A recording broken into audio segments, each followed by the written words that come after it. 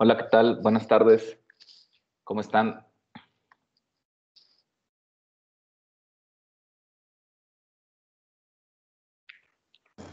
Bien, ¿usted? Bien, bien, aquí andamos. Gracias por contestar. También, Yari, gracias por contestar. Eh, bueno, pues hoy vamos a terminar de revisar la lectura de Michel de Certeau, pero además también hay un par de ejercicios que quiero que hagan. Entonces me gustaría tratar de revisar la lectura en los próximos 30 minutos, 40 minutos, para poder dejarles una, eh, una lectura cortita de una actividad y después pasar a lo que implicaría el ejercicio de análisis de esta lectura. Entonces, pues bueno, yo considero que podemos tocar los puntos siguientes de la lectura que tienen que ver con el apartado 2, en donde el autor nos habla de la práctica, de que hacer historia es hacer una práctica, y del punto 3, que a grandes rasgos se llama crítica, perdón, es una escritura, ¿no? Y que nos habla de la construcción de una escritura, del sentido de una escritura, y que finalmente, bueno, en la concepción de este autor, pues eso es lo que tiene que ver con el ejercicio del historiador, con la operación del historiador. Y bueno, ahí me parece que van a estar sentenciadas, señaladas varias ideas que son todavía pertinentes en nuestra clase, en nuestra materia, en nuestra formación como académicos, como estudiosos de las disciplinas sociales, como estudiosos de la sociedad, como estudiosos de una sociedad que tiene historia y que, bueno, la historia cultural, pues es una posibilidad, es una ventana para entender a esa sociedad. Entonces, dicho esto, pues, ¿qué me pueden decir a grandes rasgos de estos dos apartados? Empecemos primero con el de una práctica. ¿Qué les dejó este apartado?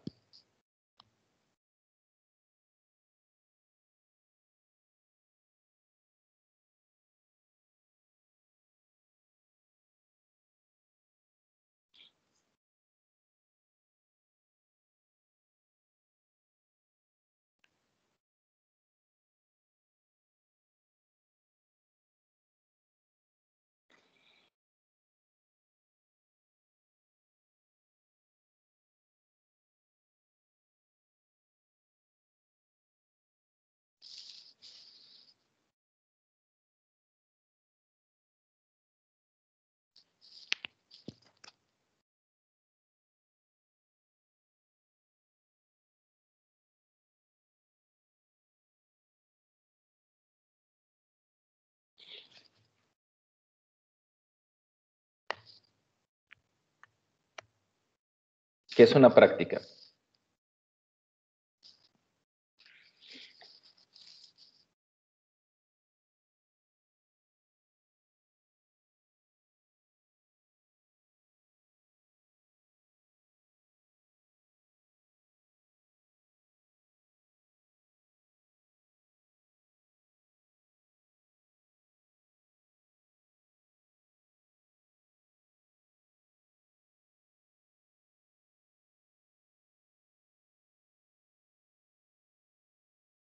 Pues una práctica es una acción que realizamos.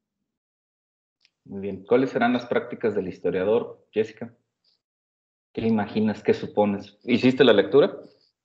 Sí, Ok. pues recolectar información del pasado y interpretarla, reinterpretarla. Sí, muy bien. ¿Qué más? A ver. También la observación. Ujú. Sí, sí, también la observación. ¿A qué nos quiere llevar el autor? ¿Qué señala ahí? ¿Qué está en este texto sobre esta idea de la práctica? las técnicas, los instrumentos. Adelante, Yari. Pues al inicio de este apartado explícitamente nos dice que hacer historia es una práctica. Entonces, en base a la pregunta que ahorita también hiciste de qué nos imaginamos que hace un historiador, me imagino que aquí quiere englobar precisamente, pues, recopilar, si se podría decir de alguna forma, todas las obras o todas las manifestaciones que ha hecho el hombre en el tiempo. Y pues son estas técnicas también que vamos atravesando en el tiempo y bueno, que nos menciona un poco el autor que hablando en general, pues que debemos de pensar las sociedades de una manera histórica y con los instrumentos que en esa sociedad les son propios para poder tener una postura lo más parecido pues a ellos.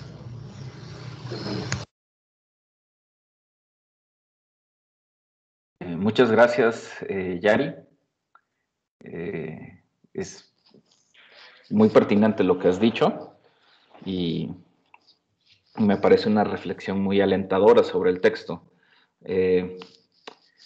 A ver, los demás, ¿de qué está hablando cuando explica un poco este apartadito que se llama la articulación naturaleza-cultura? Perdón, Ana Paola escribió realizar algo, observar, análisis, interpretación. Sí, sí, Ana Paola.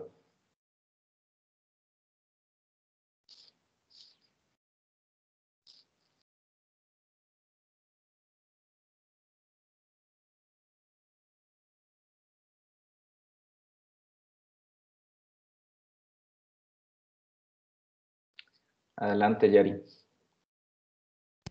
Este apartado que dices me parece que habla un poco de cómo pues nuestro objeto de estudio no es tal cual la ciencia, el hombre en el tiempo, sino que trabajamos con un material. Y como tú nos has mencionado en algún punto al inicio, más que nada nos lo recalcabas, pues que un material puede ser primario o secundario dependiendo de las preguntas que le hacemos. Entonces me parece que en este apartado es justamente lo que intenta pues explicar el autor, que nosotros tomamos estos materiales como papeles, documentos, etcétera, pero nosotros somos los que le damos esa historicidad. Sí, muy bien, muy bien. Has identificado muy bien ahí algunos puntos.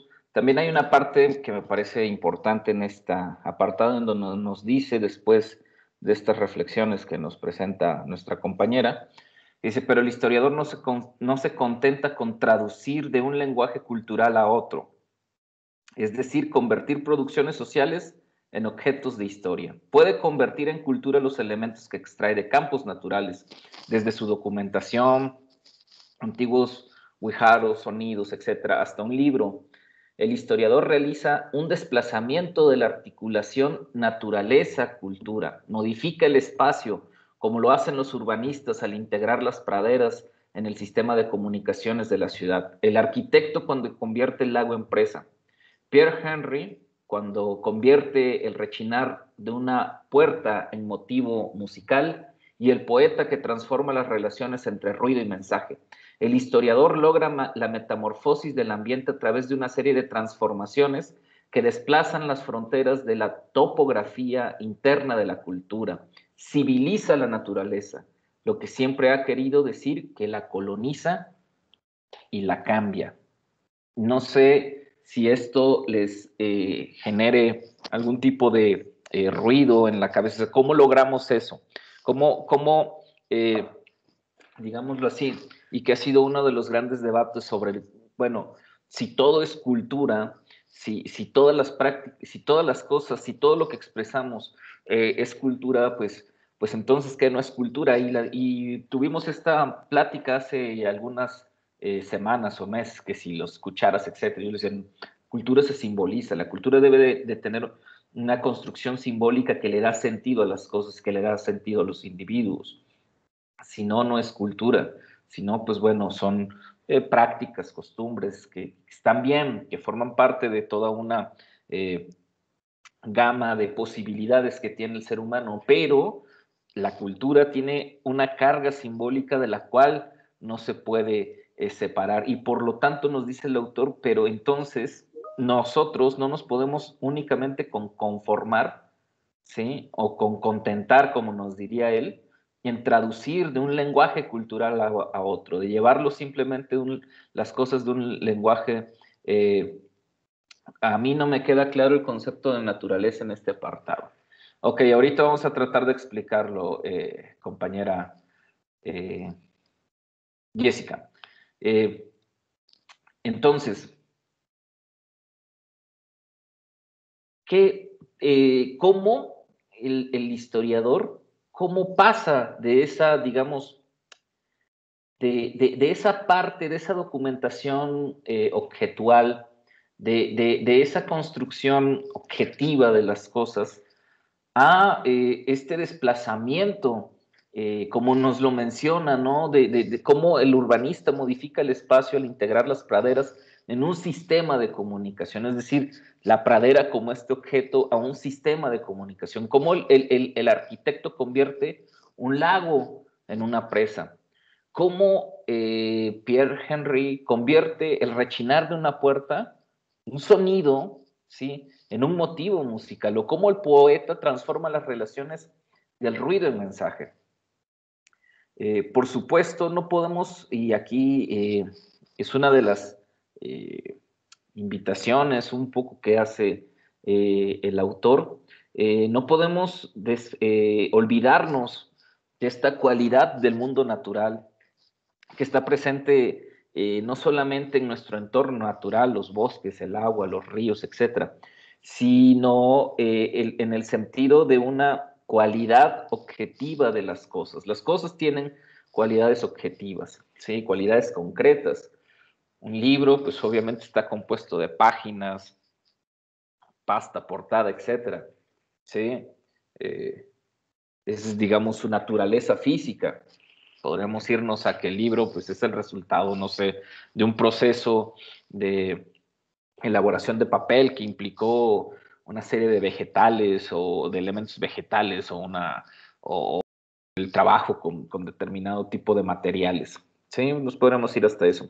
Pero finalmente, la naturaleza concreta de este objeto que llamamos libro, pues es eso, es algo objetual, pues, ¿sí? Quizás hoy en día, pues con los PDFs y con toda esta tecnología digital, pues habría que replantear Michel de Certeau.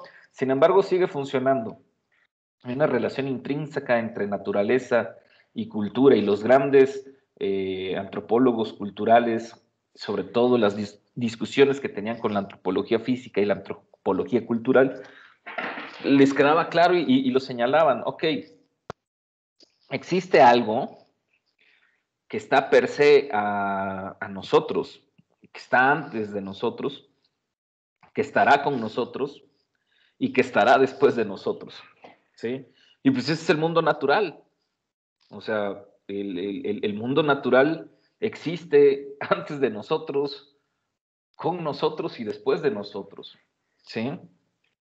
Eso creo que, pues, si recordamos un poco, pues, estas materias de filosofía, de biología, o hasta, bueno, creo que lo van a llevar ya en los últimos semestres, esta cuestión de la bioética, pues tienen que ver con que sí, evidentemente el ser humano como organismo vivo, eh, pues, digámoslo así, hay una cualidad pues, que es orgánica, pues, ¿sí? Y que pues existe en el mundo natural, en la naturaleza, en ese gran campo de elementos o aspectos que componen la vida que le llamamos mundo natural, ¿no? Animales, plantas, agua, bosque, espacio, aire, etc.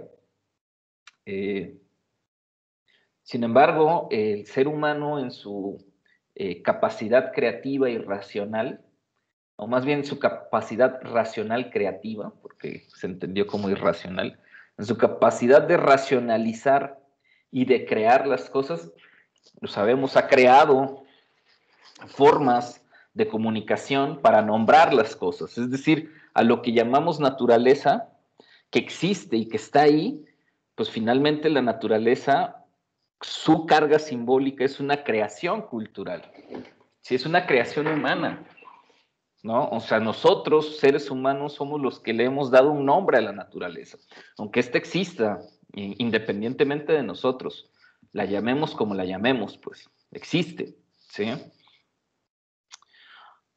Y esa capacidad creativa del ser humano de nombrar las cosas y de simbolizar las cosas o de cargarla de sentidos, pues esa es nuestra capacidad, esa es la cultura, pues. Es todo este entramado de saberes, de conocimientos, de prácticas, de costumbres, de mitos, de tradiciones, que el ser humano ha creado para poder darle un sentido a lo que observa, a lo que escucha, a lo que siente, a lo que piensa. ¿Cuál será el primer mecanismo, digamos, que el ser humano construirá para poder darle sentido a la cultura? ¿Cuál es ese primer mecanismo? Que tiene que ver, pues sí, con nuestra propia naturaleza orgánica, biológica, corporal. Pero ¿cuál es ese primer mecanismo?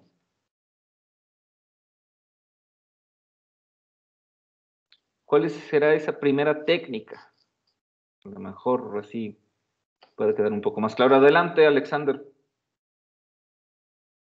¿No será el lenguaje? Claro, porque por supuesto, carnal, el lenguaje, ¿sí? Y podríamos decir los lenguajes, ¿sí? Obviamente, generalmente asociamos el lenguaje a la capacidad de hablar, ¿no? De articular fonéticamente una serie de sonidos y que esos sonidos les damos una carga semántica, una carga simbólica, etc. Pues los que están aquí conmigo en historia cultural, que ya pasaron semiótica, ya deberían de tener súper claro esto, pero bueno, esa capacidad, es más, ya pasaron ciencias del lenguaje, ya deberían de tener claro esto, ¿no? Por Dios, quinto semestre. Y hermenéutica también ya lo pasaron. Entonces, esa capacidad del ser humano por crear estos mecanismos de comunicación, el lenguaje hablado, el lenguaje de señas, el lenguaje gestual, posteriormente el lenguaje escrito, ¿sí? Y que obviamente no pasó dos, 3 días para crear todo un sistema de comunicación escrita que de alguna u otra forma buscara a la usanza de un sistema de comunicación verbal cargar de significados una serie de signos, ¿sí? Entonces, cuando el autor está hablando de esta relación entre naturaleza y cultura, compañera Jessica, está hablando en ese sentido, sí, en el que hay un vínculo, en la práctica del historiador, como lo dijiste, pues es investigar, es preguntar, después es escribir. Claro, hay un vínculo entre toda esta capacidad, digámoslo así, neuronal, corporal, psicológica, cerebral, perceptiva, sensitiva, que forma parte de un orden, llamémoslo natural, ¿sí? Y toda esta construcción cultural, es decir, las herramientas que nosotros hemos ideado, hemos construido, hemos configurado para poder darnos a conocer. La primera, como diría Jacob, pues es el lenguaje, ¿sí? Pero hemos cada vez sofisticado más esa herramienta, pues, ¿sí? Bueno, en algunos casos se ha sofisticado más y en otros casos se ha deformado más, pero el hecho es que la capacidad de crear un sistema de comunicación verbal y escrita, ¿sí? Eso ha sido la capacidad inventiva del hombre, o sea, de los seres humanos, pues. Y en ese, digamos, punto de unión es que el autor está hablando de estas ideas. Ahora, avancemos un poco y ¿qué nos dice? No sé si con esto quedó claro o te confundí más, Jessica, espero haber dejado claro eso. Sí, sí me quedó más claro. Creo que traté de no dar tantos rodeos, sino ser bastante específico, con palabras muy concretas y con ejemplos muy sencillos. Pero ahí es en donde está la preocupación de este autor. Y después avancemos a esta idea del establecimiento de las fuentes o la redistribución del espacio. Nos dice, en historia todo empieza con el gesto de poner aparte, de reunir, de convertir en documentos algunos objetos repartidos de otro modo. Esta nueva repartición cultural es el primer trabajo. En realidad consiste en producir los documentos por el hecho de recopiar, de transcribir, de fotografiar dichos objetos, cambiándolos a la vez su lugar y su condición. El gesto consiste en aislar un cuerpo como se hace en física y desnaturalizar las cosas para convertirlas en piezas que llenan las lagunas de un conjunto establecido a priori. Forma la colección, entrecomillado, convierte las cosas en un sistema marginal, como diría Jean Baudrillard, las destierra de la práctica para convertirlos en objetos abstractos de un saber. Lejos de aceptar los datos, él mismo los forma. El material es creado por acciones concretas que lo distinguen en el universo del uso, que lo buscan también fuera de las fronteras del uso y que lo destinan en un nuevo empleo coherente. Es la huella de actos que modifican un orden recibido y una visión social. Es decir, con esto le tumba el rollo a todos estos historiadores ortodoxos que le tienen una fe ciega al documento, que quieren encontrar la verdad en el documento, que se matan y que se están peleando y quemando las pestañas porque van a encontrar un documento. No, la documentación, los datos, los testimonios se construyen, pues. No están, y no solamente se construyen, nos dice, se producen, los cambiamos de espacio. ¿Por qué? Pues porque cuando vamos a un archivo, pues no nos vamos a traer los documentos que están en ese archivo, si a lo mucho nos dejarán fotocopiarlos, si es que es posible. Ya yo les ponía este ejemplo con el caso que a mí me sucedió en esta investigación, o transcribirlos o fotografiarlos. Por lo tanto, los estamos mudando de lugar, no solamente en el sentido de un espacio físico en donde están depositados estos objetos, sino también mudando de piensos. Podemos nosotros utilizar el mismo documento y darle diferentes lecturas, ¿no? Y darle diferentes interpretaciones y construir con ese documento una historia, una visión de la historia, un ejercicio de historia, un ejercicio de historiar un hecho de manera diferente. Es un poco el ejercicio que van a hacer. Después nos dice, bueno, pues los orígenes de los archivos modernos implican ya en efecto la combinación de grupos, los eruditos, de lugares, las bibliotecas y las prácticas, el copiado, la impresión, la comunicación, la clasificación, etc. O sea, parece que el texto es muy oscuro, pero en realidad está tocando temas sumamente no sencillos, hay que reflexionarlos, pero sumamente prácticos, ¿no? Es decir, así están ordenadas las instituciones, los espacios en donde vamos a encontrar esta documentación.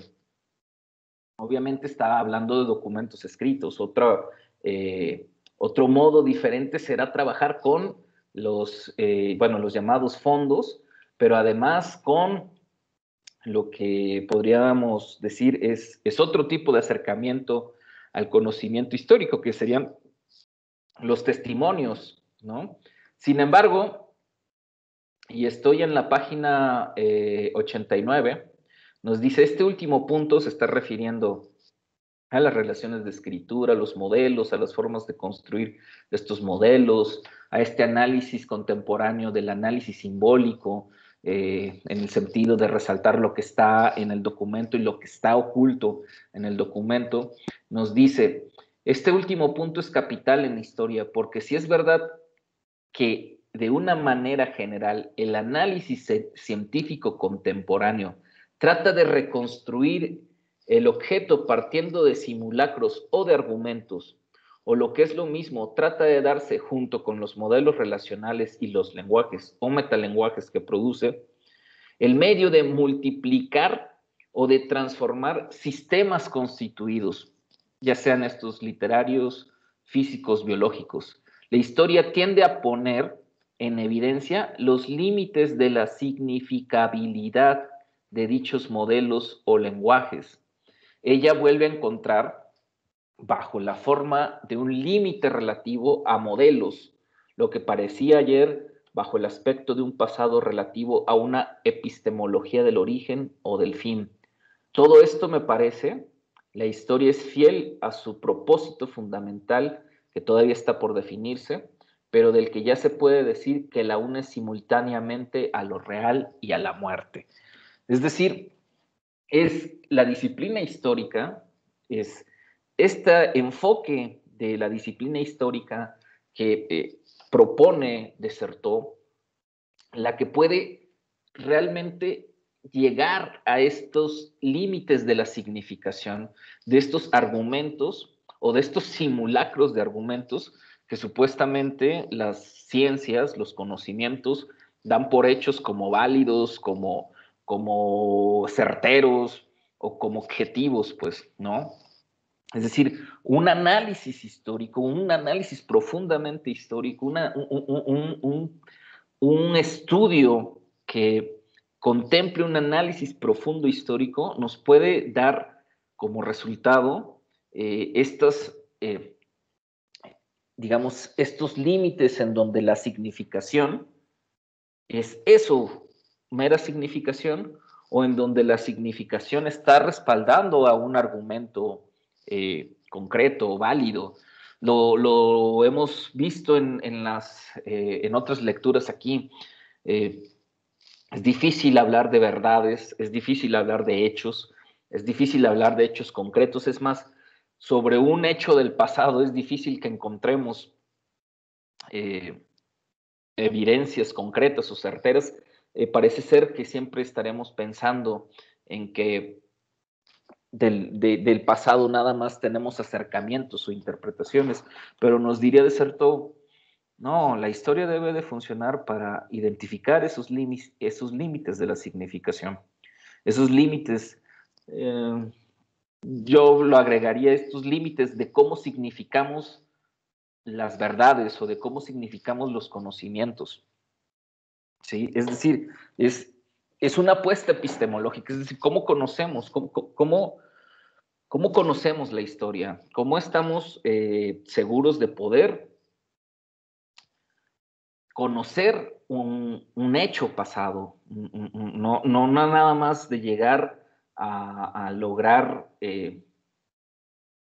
digámoslo así, una interpretación del pasado, sino cómo poder validar, estudiar concretamente, pues un hecho del pasado. Y el autor por eso nos dice en el apartado del trabajo sobre el límite, pues dice, la estrategia de la práctica de la historia, se prepara una teorización conforme, bueno, ya está hablando también de las ciencias de la información, ¿no? Es decir, la historia tendrá que, en este contexto de ciencias de información, de métodos computacionales, de un mundo mucho más contemporáneo, al que habían visto sus antecesores de Dessertó, se tiene que adaptar a diferentes métodos. Como nos dice la historia, no ocupa más, como en el siglo XIX, el lugar central organizado por una epistemología que, al perder la realidad como sustancia ontológica, trataba de entenderla como fuente histórica, el Sejitz, y de permanecer oculta en el interior de un cuerpo social. La historia ya no conserva la función totalizadora que consistía en sustituir a la filosofía en el oficio de indicar el sentido de las cosas. Ahora bien, la historia interviene en el modo de realizar una experimentación crítica de modelos sociológicos, económicos, psicológicos, culturales. Es decir, la historia parece ser que es un instrumento prestado a las demás disciplinas, que ya la historia ofrece una serie de instrumentalizaciones a las demás disciplinas. Por eso vamos a hablar, por ejemplo, de antropología histórica, por eso vamos a hablar, por ejemplo, de sociología histórica, por eso vamos a hablar, por ejemplo, de economía histórica. Y en ese sentido, entonces, el autor hace una crítica y hace un análisis a este ámbito, a este, digamos, sentido de la historia, en el apartado crítica e historia. Nos dice: este trabajo sobre los límites podría ser descubierto en otros lados y no solamente donde se pueden recurrir hechos históricos o donde se tratan modelos teóricos. Es decir, ahí, y nos va a dar ahí 4 o 5 puntos de en dónde está digamos, esta examinación a la historia como disciplina y como práctica, más bien, ¿no? Esta práctica. Y por último, este apartado que se llama una escritura, y nos dice el autor: la representación, escenificación literaria no es histórica, sino cuando se apoya en un lugar social de la operación científica y cuando está institucional y técnicamente ligada a una práctica de la desviación referente a modelos culturales o teóricos contemporáneos. No hay relato histórico donde no esté explicitada la relación con un cuerpo social y con una institución del saber. Además, es necesario que haya representación. Debe formarse el espacio de una figuración, aun si hacemos a un lado todo lo que se refiere, hablando con propiedad, a un análisis estructural del discurso histórico. Tenemos que considerar la operación que nos hace pasar de la práctica investigadora a la escritura. Entonces, como nos está haciendo esta crítica el autor, con estas, digamos, con estas nuevas tendencias, con esta forma de entender contemporánea la historia, ya no pasamos a hablar de hechos históricos, ya no pasamos a hablar de temas históricos, sino que hablamos más bien de discursos históricos, ¿sí? De discursos históricos porque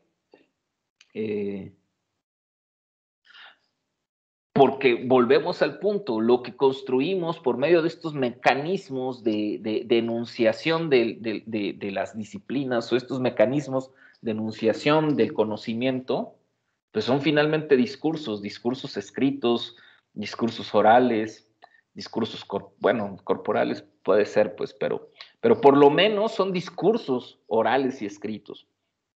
Entonces, el historiador en su práctica, en su practicar, pues practica maneras de investigar por medio de herramientas, de técnicas, de documentos, etcétera, pero debe practicar la escritura. La construcción de discursos, ¿sí? La construcción de una escritura.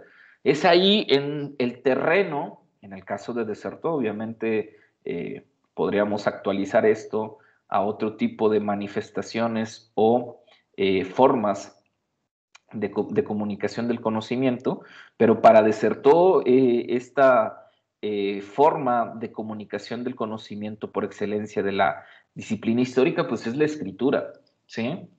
Y nos dice, bueno, pues hacemos escritura desde nuestro lugar social, ya nos quedó claro. Somos individuos, somos seres humanos que estamos anclados a lugares sociales. Tenemos un lugar social, hay un lugar social. No solamente nuestra institución, sino, bueno, ya lo veíamos ayer antier. Hay una serie de prácticas. Recopilamos información, la analizamos, técnicas, chalala, ¿no? Entrevistas, fotografías, todo lo que se les ocurra. Pero además, nuestro ejercicio, nuestra disciplina exige de la escritura. Tenemos que escribir. ¿Quieren hacer una tesis? Tienen que escribir. ¿Quieren hacer un informe de alguna actividad que hicieron? Que escribir. que pasar una materia, redactar un proyecto de gestión, pues tienen que escribirlo. Quieren hacer una película, tienen que escribir un guión. Entonces, la escritura no es una práctica obtusa, o no es una práctica, o no es una actividad inerte o que no genere algo en ustedes. El hacer un reporte de lectura, el hacer un ensayo académico, el escribir una ponencia, el escribir un blog, ¿por qué no? Hasta el escribir un diario donde uno vaya anotando sus ideas, pues es un ejercicio intelectual, y no cualquier ejercicio intelectual. Es un ejercicio intelectual que requiere de un esfuerzo, que requiere de ordenamiento de ideas, que requiere de concreción de ideas, sí, como discurso. Lo mismo también un discurso oral, preparar una ponencia, preparar un discurso político, los verdaderos políticos que dan buenos discursos, ¿no? Implica eso, implica un ejercicio académico, intelectual, que obliga al individuo a organizar sus ideas, a darle sentido, a identificar o a trabajar qué palabras, cómo son enunciadas, cómo son construidas para que logren los sentidos, las finalidades que persiguen. Entonces, la escritura, como lo decía hace rato, pues la escritura de la historia no es un ejercicio, digamos, como lo decía, inocuo, vacío, superfluo. No, no, no. El ejercicio de la escritura implica, obviamente, desde posiciones o desde posturas lingüísticas, semiológicas, semióticas, semánticas, de sintaxis, de retórica. El ejercicio de la escritura implica el poner en práctica esta operación historiográfica, ¿sí? Eso es hacer una operación historiográfica. ¿Qué es una operación sino un procedimiento, ¿sí? Una forma de procedimiento que de alguna u otra forma nos lleva a ejecutar un tipo de acción, ¿sí? O sea, una operación, o cuando el autor habla de la operación historiográfica, nos está hablando de cómo hay un procedimiento de saberes, de conocimientos científicos, que tienen que ver con el lugar social del sujeto, que tienen que ver con su contexto, que tienen que ver con sus gustos, que tienen que ver con... Sí, o sea, sí, claro, sí, pero también hay una operación a partir de ciertas técnicas, de ciertas herramientas, de ciertos conocimientos científicos, y que le llevan a dominar una forma de ejecutar una práctica, que en este caso sería la historiográfica. Entonces, ¿por qué dejar esta lectura? ¿Por qué dejar esta lectura en este momento del semestre? Cuando hemos venido hablando de, bueno, primero vimos los orígenes de la historia, la crítica que hace Carlos Antonio Aguirre Rojas a las escuelas tradicionalistas, las destroza. Después, bueno, vimos qué onda con la historia cultural, los acercamientos, los primeros autores, Marc Bloch, los primeros que hablaron de historia cultural, Peter Burke, etc. Robert Chartier. Y de repente llegar, ok, sí, todo eso está bien, y la cultura, y cómo no, y fabuloso la cultura, y vamos a hacer investigaciones sobre la cultura, etc. Entonces sí, pero una práctica fundamental, y que de hecho es parte de la cultura, y que tiene que ver con nuestra capacidad de creación cultural, pues es crear estos mecanismos de comunicación escrita. La cultura escrita. La cultura escrita.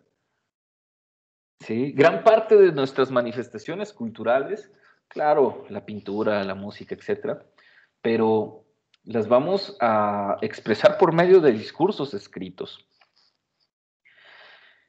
Y si no solamente historiador, menos historiador de la cultura, o al menos historiador de la cultura, Y si un interesado en la producción del conocimiento académico, cultural, multiculturólogo o multicultural, como quieran llamarle, no ejercita, no se capacita, no domina una serie de ejecuciones, una serie de conocimientos que tienen que ver con la escritura, pues entonces algo estamos haciendo mal. ¿Sí? Una de las primeras formas en las que nosotros, estudiantes, conocedores de la cultura, vamos a tener para poder transmitirle a los demás los hechos culturales, será a través de nuestros discursos culturales. Y si no podemos estructurar nuestros discursos culturales, si no podemos estructurar nuestros discursos históricos, si no trabajamos, si no nos empeñamos en mejorar la forma en la que transmitimos nuestros discursos, nuestros escritos, pues entonces algo estamos haciendo mal. Y eso es el ejercicio que van a hacer el día de hoy. Les voy a compartir por este medio una lecturita cortita, son 5 paginitas. Quiero que la lean, quiero que lean este documento que les estoy compartiendo en este momento. A ver. Ahí va.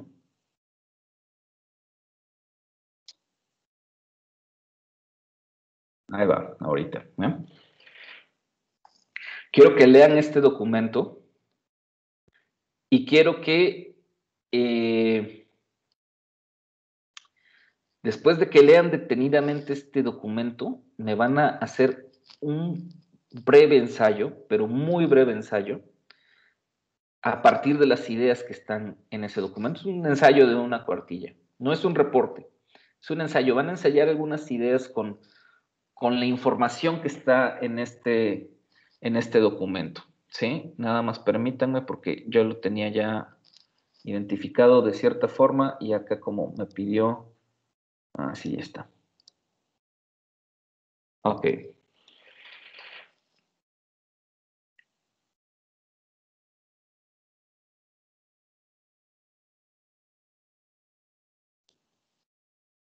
Ok, ¿les llegó el documento?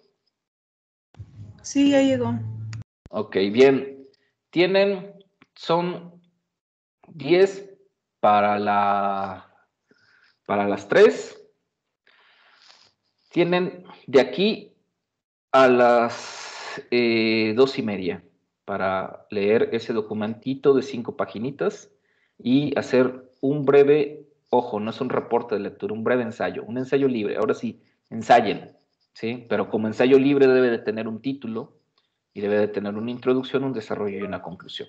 ¿Estamos? Perdón, de aquí a las 2:30, de aquí a las 3:30. Es que me confundo con los horarios. De aquí a las 3:30, ¿estamos? Va. Ok. Está bien. Sí, claro.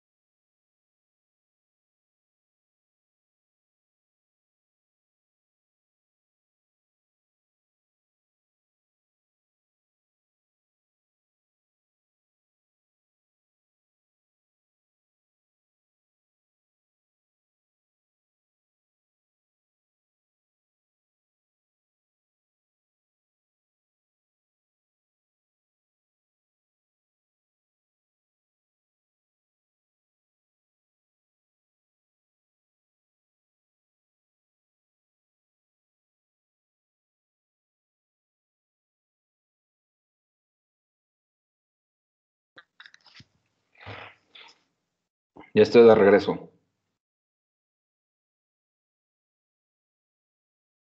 ¿Hay alguien que todavía siga vivo por aquí? Sí, ya, medio acabé. Vivo. Estamos.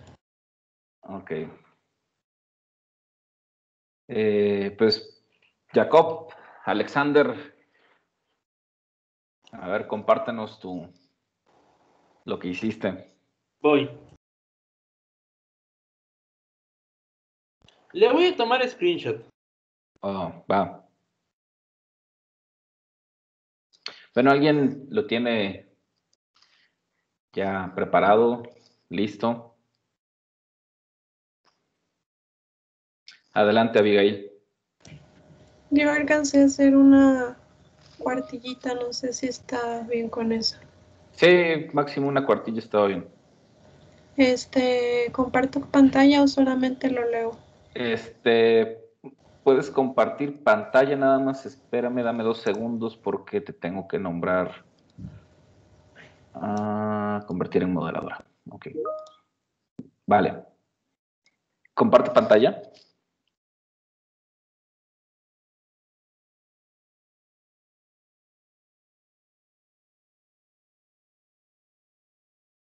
Ok. ¿Nos lo quieres compartir? Sí, voy. No, ya. La entrevista con Rosa Gloria Chagoyán toma el rumbo del impacto que tuvieron sus producciones cinematográficas en México y Estados Unidos en las últimas décadas del siglo pasado, casi a la par o en el ocaso, no estoy muy segura del tema, del llamado cine de ficheras. Lola la trailera, en palabras de su creadora y actriz, rompió con los esquemas de los productos cinematográficos dominantes de aquella época y puso a la figura femenina en el podio del empoderamiento y la liberación, en sus palabras, en su opinión. En contraste, las valoraciones formalistas que se pueden hacer de estas películas, para una parte de la opinión popular congénita a Lola la trailera, así como para sus creadores, estos productos audiovisuales tienen un valor directo e importante, creen en el impacto positivo que estos tuvieron en los públicos y desde estos una avasallante aceptación, poniéndolos como un altamente demandado producto de consumo de la gran pantalla.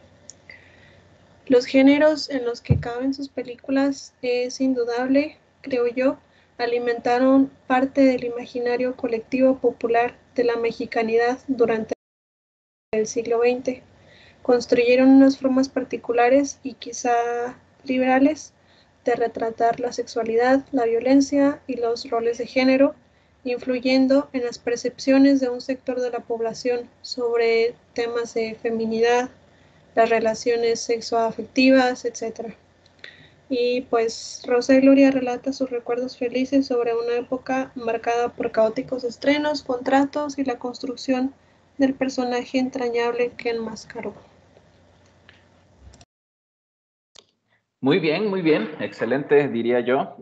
Sí, qué padre ejercicio hiciste con este pequeño documentito. Voy a poner la pantalla, gracias Abigail, voy a poner la pantalla, de nada, de Jacob, a ver si la podemos ver todos, y para que nos leas, compañero.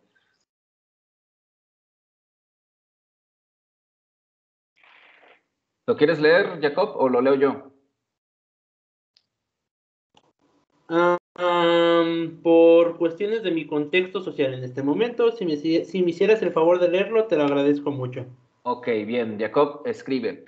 Brevemente es una entrevista a Rosa Gloria Chagoyán referente a su carrera profesional enfocada en uno de sus trabajos más importantes y destacados, que es Lola la trailera, en él podemos ver dos diferentes tipos de lenguaje. Uno en el cual está representando un protocolo, nos muestra una imagen con la que se nos plantea que es, vaya, se nos vende una imagen frente a cámaras. La otra, aunque corta, es natural, no hay alguna restricción de comportamiento dado que no hay ninguna presión por mantener dicha imagen antes mencionada. Describiendo a mayor profundidad y analizando la conducta mostrada, se podría notar que cada palabra se cuida con el fin de que el receptor conserve esa imagen con la que se le caracterizó como Lola la trailera, además de que no se permitía salir de dicha conducta pese a los patrocinadores, empresarios, etc. Tras esta figura pública, por otro lado, tenemos esta otra cara, o en este caso, otro pensar que reflejan sin ninguna restricción lo que realmente piensa y lo que realmente se quería conocer de ella, que eran las propuestas hacia el personaje, una posible manera de explotarlo con la finalidad de obtener más ingresos. Como observación podríamos dejar en claro que el ser humano por instinto u de manera inconsistente tiende a modificar su conducta conforme a la situación, aunque más que nada es el nivel de confianza que hay conforme al entorno en el que está presente. Aquí se nos deja en claro que más allá de solo verle, esto queda archivado y guardado en los profundos anales de la historia del cine, aunque no sea relevante, queda marcado lo que dijo. Si el entrevistador hubiese enfocado su entrevista a las propuestas que no pudo decir frente a cámara, sus aptitudes y respuestas contrastarían demasiado con lo presente en dicho documento. Muy bien, muchas gracias. No sé si quieras aportar algo más, Jacob, de este ensayo que nos has presentado. Ay, Elia, que iba a participar, ya se nos fue. ¿Algo más que quieras comentar, Jacob? ¿Nada? Ok. Contestó, no alcancé a darle pulida al escrito. Ok, no te preocupes. Creo que es un buen esfuerzo. Adelante, Elia, nos compartes tu escrito, por favor.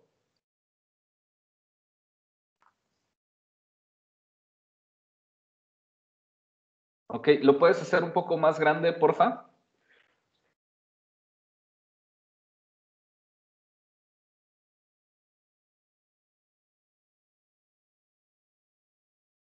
Ok. Puedes ir al principio.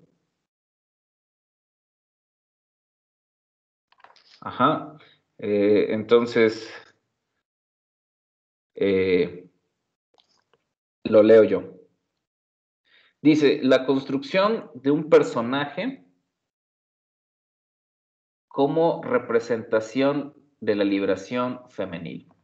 En la entrevista, Rosa Gloria Chagoyán, nacida en el Distrito Federal el 11 de octubre de 1953, mejor conocida como Lola la Trailera por la exitosa puesta cinematográfica, su trabajo se difundió y se reconoció dentro del medio, poniéndola en un lugar privilegiado dentro del corazón de los mexicanos. En ella se percibe una persona auténtica y preocupada por la manifestación y representación de la mujer en momentos en los que no se considera relevante o funcional el papel femenino. Las anécdotas que nos relatan son sin duda extraordinarias y es que por medio de la construcción de este personaje, muchas personas se llegaron a sentir identificadas y apoyadas con ella. Incluso puede ser que sin darse cuenta el personaje haya nutrido su espíritu. Sin embargo, no todo fue fácil. Vivir en una época de poca consideración y respeto a papeles para mujeres era difícil y aún lo sigue siendo. Para Rosa no fue un éxito de la noche a la mañana, sino que trabajó en él para lograrlo e inicialmente se presentaba en pequeños comerciales, industriales o en escenarios de belleza. Estudió arte dramático y se desempeñó en teatros y en diversas películas antes de encontrar el éxito con la serie de Lola la Trailera, en donde trabajó en conjunto con su esposo como un proyecto diferente y es allí donde se desprende casi en su totalidad del drama para entrar en un género de aventuras y de allí al empoderamiento de la representación de la mujer. ¿Le podrías bajar un poquito más, por favor? Gracias. Recuerdo hace muchos años ver a mi bisabuela repetir y repetir sus obras audiovisuales mientras se sentaba en el sillón al lado de la televisión y escucharla decir que ella era su ejemplo de vida y que esperaba que algún día nosotros fuéramos tan libres como ella. Yo en ese momento no entendía muy bien a lo que se refería, pero ahora con el paso del tiempo me doy cuenta que el personaje de Lola fue quien me trascendió a pesar de los juicios que podría llegar a ocasionar por el contexto social y la liberación del personaje. Ya echando un vistazo más profundo a la trascendencia y evolución, me encuentro con la satisfacción de la aceptación del público y me parece un trabajo increíble el que se realiza y más series, incluso en la construcción de la historieta que hace gran revuelo y se difunde en varios lugares del mundo. Muy bien, muchas gracias, Celia. Otro enfoque de este trabajo. Muchas gracias. ¿Hay alguien más que quiera compartirnos? Todavía tendríamos chance para uno o dos ejemplos más. No sé, Stephanie, Maximiliano, Sergio, Yari.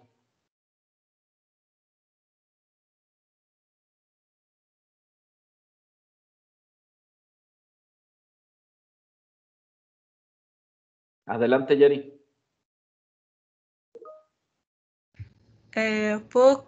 No puedo compartir pantalla, no sé si puedas. Sí, te voy a nombrar, convertir en moderador y tú puedes leer tu ejercicio, por favor. Sí. Ya está.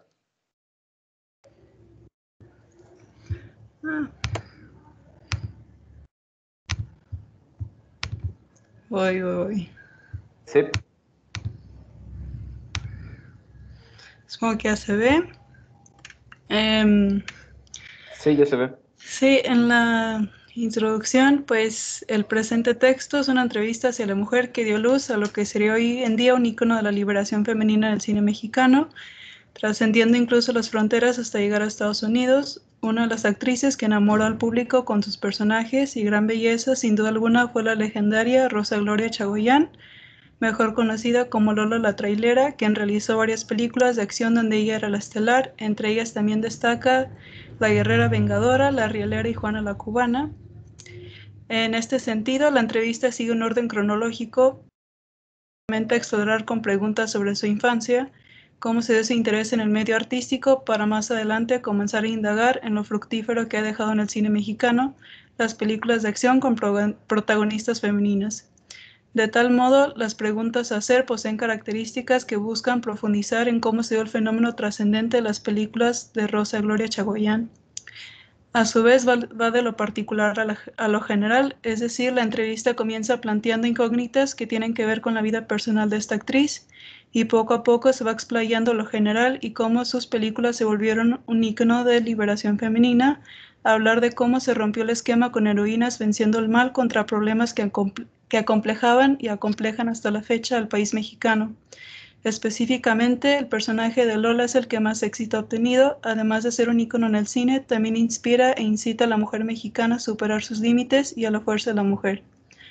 La entrevista, como un documento histórico, al momento de estar planteado en un espacio-tiempo, se produce un material para dar a conocer un determinado tiempo en el cine mexicano, cómo fue que su protagonista salió a la luz y cómo las películas obtuvieron tal éxito en México, ya que Lola la Trailera tiene un gran impacto, es recordado con cariño y el público la sigue buscando.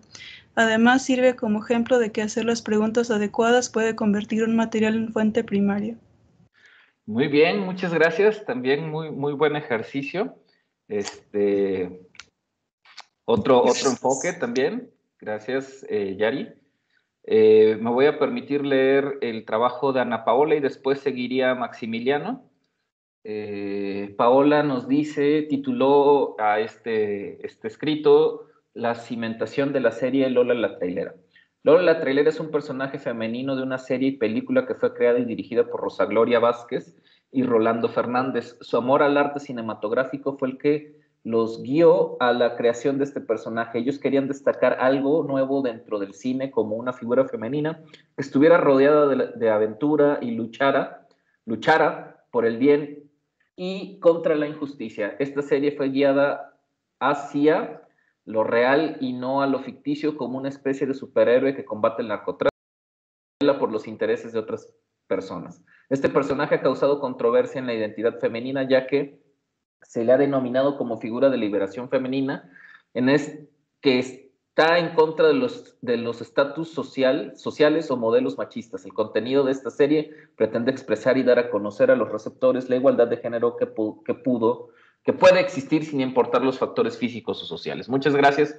Perdón por tanto error en la lectura del trabajo de la compañera. Maximiliano, ¿sigues? ¿Necesitas compartir tu pantalla? ¿O lo puedes leer? ¿O cómo lo hacemos?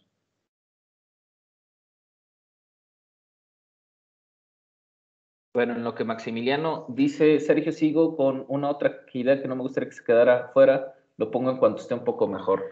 Y me voy a permitir leer lo de Stephanie.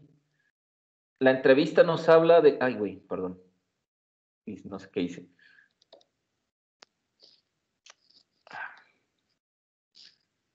Ajá, ahora sí. La entrevista nos habla de cómo Rosa Gloria comenzó su carrera y cómo es que terminó siendo una de las actrices estrella dentro del mundo, dentro del mundo del cine mexicano. Existen varias películas por las cuales esta mujer llegó tan lejos. Una de ellas es Lola la Trailera. Lola la Trailera es una de las películas más sobresalientes en México y Estados Unidos, protagonizada por Rosa Gloria Chagoyán, nacida en el Distrito Federal. Esta actriz ha sido reconocida no solo por actuar en Lola, sino en otras películas que también han dejado marca en la historia, rompiendo esquemas dentro de la sociedad y demostrando la fortaleza que existe dentro de las mujeres. Muy bien, muchas gracias, Stephanie. Hay que cuidar un poco más la ortografía. Maximiliano, ¿estás listo? Bueno, si no hubiera alguien más, ya no hay nadie más. Jessica Estefanía, estoy enviando el mío. Ah, bueno, es que te había respondido por el WhatsApp, que igual podías enviarlo al WhatsApp porque me habías dicho que ibas a salir. Entonces, igual, en lo que llega. Bueno, la siguiente parte de este ejercicio, pues tiene que ver con, primero, ¿qué les pareció este documento que les envié? Y un poco que identifiquemos cómo cada quien dio una versión diferente. Empecemos un poco con Abigail. ¿Qué te pareció este documento y qué fue, cómo se te ocurrió trabajar tu escrito, tu ensayo, a partir de este análisis que haces? Pues es padre, puedes leer lo entrañable de las palabras y de las memorias de esta mujer, como muy cálida y con gusto de recibir la entrevista. Pues así como ella te dice al final que te agradece por prestar atención también a esta parte del cine y a esta parte del cine mexicano, es importante también hacer interpretación y hacer rescate de ese patrimonio y no solamente de lo que es socialmente aceptado fuera de los sectores populares.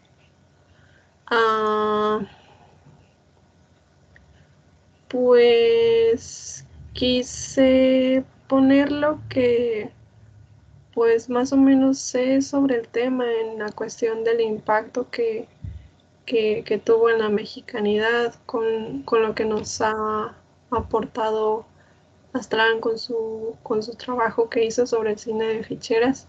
Y yo me acordé mucho de en una ocasión que presentaron el documental de Bellas de Noche en la UAR y yo lo fui a ver, me gustó bastante y los comentarios y las preguntas que hicieron los asistentes al final pues los recuerdo mucho porque me parecen muy pertinentes. Recuerdo que alguien mencionó, no estoy segura si fuiste tú, que esas películas, o sea, como buen producto de la televisión,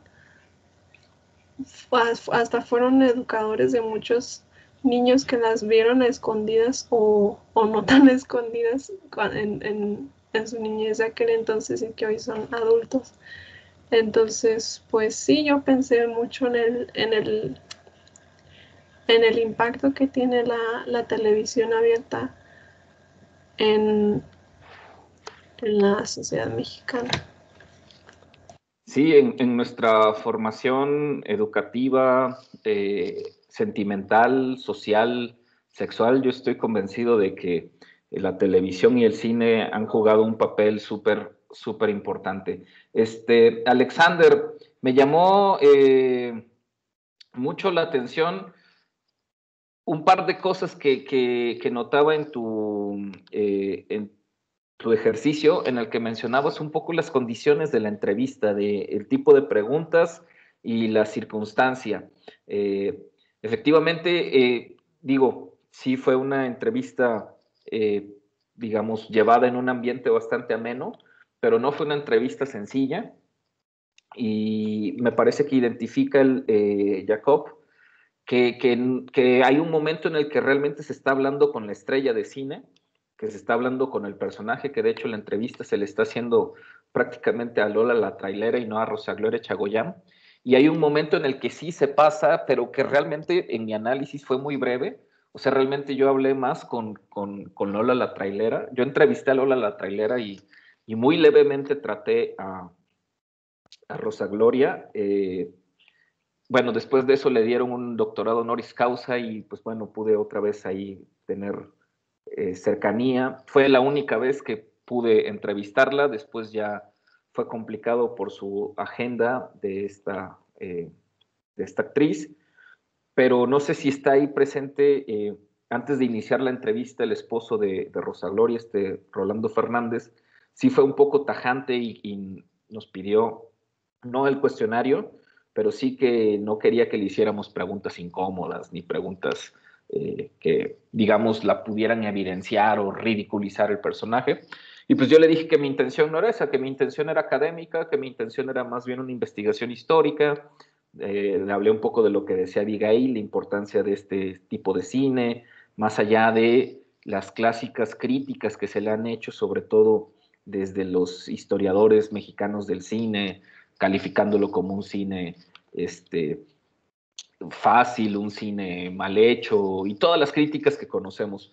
Para mí me interesaba más bien entender otra, como dice también Abigail, otro lado del cine. Efectivamente son películas limitadonas, de bajo presupuesto, con muchas carencias narrativas, fílmicas, pero que reflejan y que son representación de una época importante, de un México importante, como también lo veo en el ejemplo de que nos pone Elia, de que influyeron en la gente, de que siguen influyendo en la gente, de que generaron una serie de ideas, de que impulsaron estereotipos. Eso no me queda la menor duda, pues, o sea, puede ser que haya películas artísticas o de arte que para los críticos sean muchísimo más importantes, pero que la verdad el gran público lamentablemente no las ha visto o no les gusta o no les entiende. Y no obstante, las películas de Lola la trailera eran un exitazo, lograron trascender las fronteras, sobre todo en Estados Unidos, con el público mexicoamericano, y evidentemente pues tuvieron un momento de mucho éxito comercial. Entonces eso no se puede negar, ahí está la historia. Y lo que yo quería lograr con este ejercicio de un documento, que también aquí, pues bueno, es un poco lo que menciona Yari, a quien le agradezco esas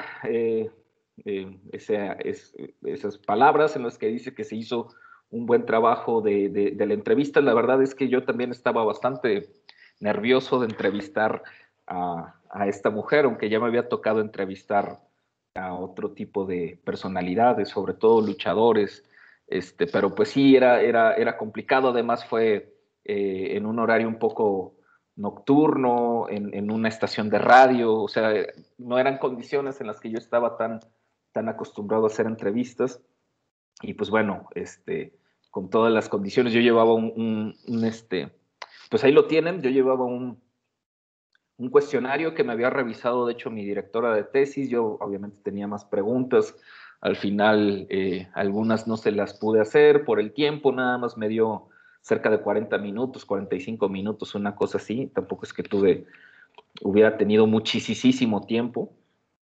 Entonces sí, fue como con lo que había, poder, sobre todo a mí me interesaba tener su opinión sobre las películas y me interesaba también hacer como un análisis de ella, de cómo reaccionaba a las películas, de su lenguaje corporal, de su propio lenguaje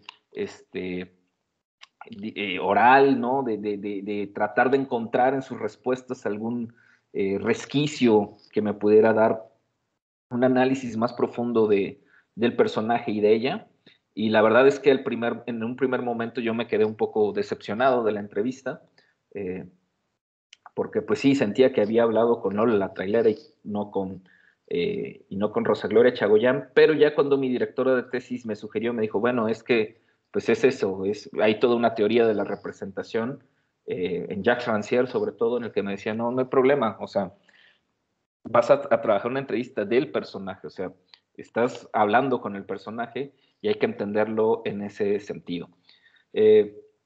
Entonces sí, pues el cuestionario de repente se vio limitado, rebasado por las circunstancias, pero a lo que iba con esta lectura de Michel de Certeau y este ejercicio que les quería poner, uno construye, uno produce estos documentos, ¿no? Pero se da a través de estas prácticas. Son estas prácticas, ir al archivo, trabajar materiales de archivo como el que les pasé la otra ocasión, este documento sobre este reporte sobre las incidencias en este combate de lucha libre, o trabajar y construir nosotros nuestras propias documentaciones, nuestras propias estrategias, nuestros propios mecanismos de obtención de datos. Obviamente la entrevista pues también da datos curiosos, da datos importantes, en dónde se estrenaban las películas, que si le dieron un reconocimiento en Estados Unidos, que si no, qué sé yo. Pero finalmente esos datos por sí solos, como lo hemos estado viendo en otras lecturas, no tienen sentido hasta que no se construyen en una escritura, es decir, como lo que hicieron ustedes. Con esa información, con una misma entrevista, una entrevista que se hizo fue en 2014 eso, en agosto de 2014, de hace casi 6 años ya, ustedes lograron hacer un escrito totalmente diferente, ¿no? Por eso destacaba los enfoques que cada quien le dio. En gran medida de eso se trata hacer este trabajo, de tener datos, de construir nuestras fuentes, de no solamente buscarlas, de no solamente recopilarlas, no solamente analizarlas, estudiarlas, interpretarlas, sino poder, como nos dice el autor, llevarlas a otro lugar. Es decir, ya no nada más la entrevista es llevada a la transcripción, sino a través de los materiales que nos ofrece la entrevista, llevarla a otra creación diferente, que esto tiene que ver con el ejercicio de la escritura. Yo les dije, un ensayo libre, nada más pónganle un título a partir del material que ustedes tienen y pues obviamente, como todo ensayo, una introducción, un desarrollo y una conclusión. Y lo que hicieron, en gran medida, fue trabajar con un material histórico, histórico reciente, pero con un material histórico. Este ejercicio es lo que quiero que repliquen un poco con sus documentos, con sus canciones. Recuerden que les dije que mañana me iban a presentar la canción que ustedes habían elegido, así como la canción que yo les puse, el corrido que yo les puse, que era un corrido histórico que nos daba ciertos datos. Les dije que mañana nos daríamos un tiempo para que compartieran estas canciones que ustedes identifican, que dicen algo de la vida social. Por último, en el grupo y en el grupo de WhatsApp les voy a compartir otra canción con la que me parece que también nos dice mucho de la vida social y con la que después de revisar la lectura de mañana de Hand and White vamos a arrancar nuestro ejercicio. Antes de cerrar, quiero leer lo que nos compartió Maximiliano y después Sergio y terminamos nuestra sesión del día de hoy. Nos dice Maximiliano, me pareció una entrevista bastante interesante debido a que la señora Rosa Gloria Chagoyán rompió esquemas o moldes del cine tradicional en México y Estados Unidos, ya que en esos tiempos el cine era dominado por el público masculino y muy pocas mujeres tenían un papel principal en las películas, y ella logró que personajes como Lola la Trailera, la Guerrera Vengadora y Juana la Cubana fuera un símbolo de revolución para las mujeres de aquellos tiempos, logrando que éstas exigieran el papel que se merecían en la sociedad y poder poderle hacer frente a las problemáticas como los secuestros, narcotráficos y el exigir la liberación de una población.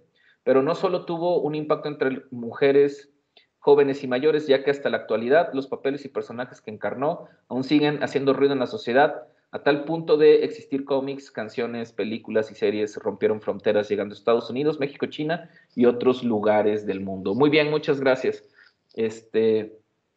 Sergio nos escribe: Rosa Gloria Vázquez Chagoyán, si bien no se encontraba en mi radar como una actriz o cantante especialmente relevante en mi círculo de entretenimiento, ya estaba en mi conocimiento de la cultura popular. ¿Qué tan genial puede ser esto?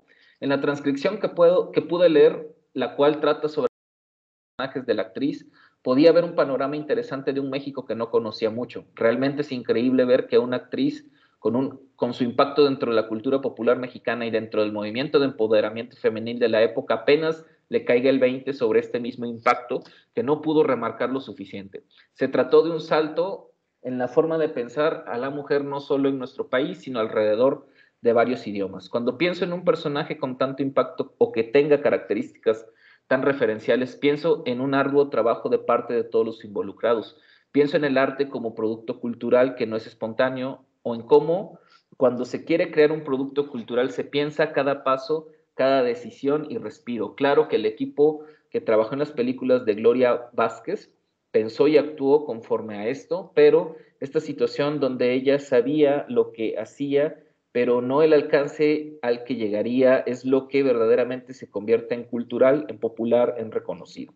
Y este impacto de varios personajes a través de medios es con lo que me quedo, lo importante sobre mí. Muchas gracias, Sergio. Pues si ya no hubiera ningún otro comentario, por aquí puso Stephanie, lo había escuchado sobre la película Lola la Trailera, pero nunca la había visto. Muy bien, pues si ya no hay ninguna otra aportación o comentario, pues podemos dar por finalizada esta sesión. Que tengan buena tarde, nos vemos mañana. Recuerden, mañana ya lectura de Hendon White. Que tengan una bonita tarde todos. Igualmente. Gracias. Adiós. Gracias. Adiós. Adiós.